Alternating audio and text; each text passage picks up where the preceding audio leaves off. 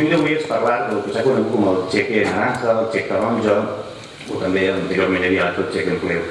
Els ajuntaments el que hem fet, alguns, no tots, és intentar esforçar-nos de la manera possible per donar llocs de treball, per crear, diguem, recursos propis, amb diners teus propis de les contribucions, plans d'empleo local que hem dit. A Xeresa, per exemple, havíem contractat algunes persones, el que hem pogut, desitjaríem fer més, clar. Esperem l'any que ve a veure si podem fer més, o per almenys mantenir el nivell, però l'Ajuntament de Gandia va aprovar una medida un poquet estranya o diferent del que es feia.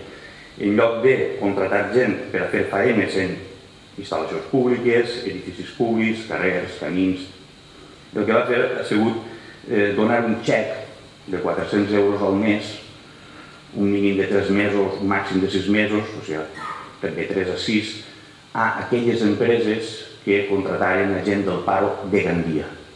S'ha demostrat, això és la primera idea que volia deixar clar, és que s'ha demostrat que per donar 400 euros a un empresari, si no té necessitat de contractar una persona, no va contractar-la, perquè no perdria diners, això és de caixó. El que tenim davant és un problema, en primer lloc, de drets individuals, de drets de persones, perquè el que es planteja és una situació de discriminació total, és a dir, de la possibilitat d'optar a un lloc de treball, al lloc que vulguis, a tindre en tota la comarca a uns que estan per davant de tu, a cau de talonari.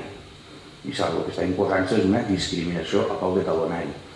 Jo plantege és que tota política d'empleo, tota política en definitiva que va de beneficiar algú, si es planteja des d'un municipi, ha de fer-se coincidir el que és el marc de les persones que es beneficien les empreses. És a dir, si vol beneficiar la gent de Gandia, que ho faci beneficiant les empreses de Gandia. Jo no em clavaré, no és assum meu.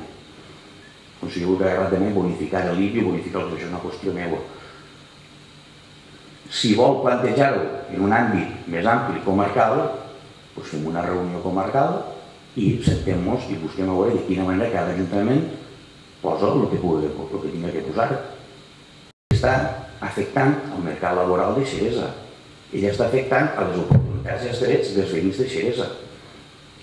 Perquè les empreses del poble sí que m'agradaria que feren una reflexió, i és, durant molts anys, així, com en totes parts, l'empresari local, ja ho dic amb tota la sinceritat del món, l'empresari local ha pagat equipatges de futbol, ha pagat llibres de festes, ha sempre estat, diguem-ne, intentant guanyar-se o ajudar, o guanyar-se una certa imatge com a empresa local, etc. Hem tingut el concepte de l'empresa local, que bé, que sí, que el terra de la taronja baixa, que si les ETTs, que si... En fi, evidentment tot empresari intentarà guanyar diners, però que no hem deixat mai de perdre aquest punt de vista que l'empresari local es deu al municipi, de certa manera, i així no ho han fet. Jo m'agradaria que fem aquesta reflexió i que m'ajudareu a que la feren, no?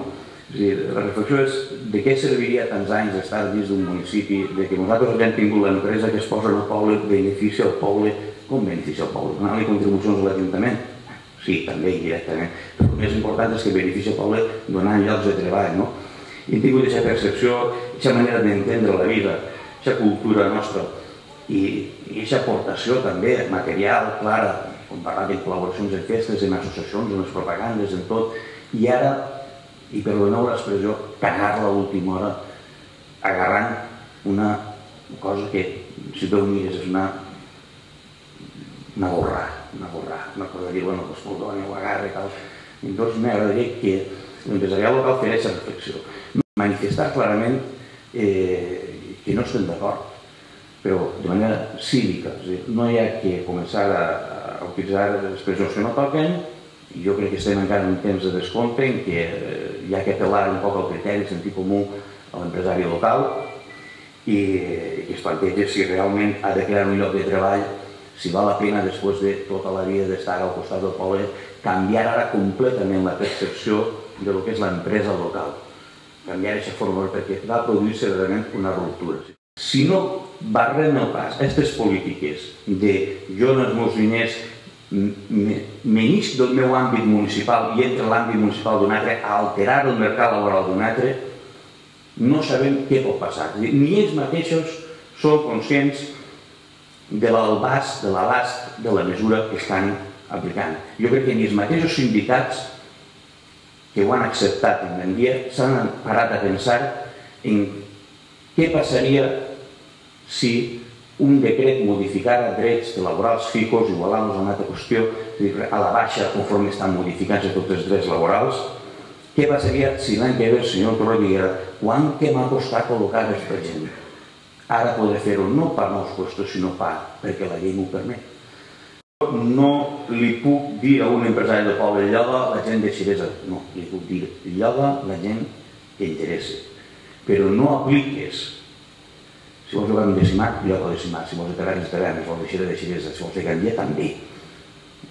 Però no apliques un criteri que discrimine a cap persona pel seu origen.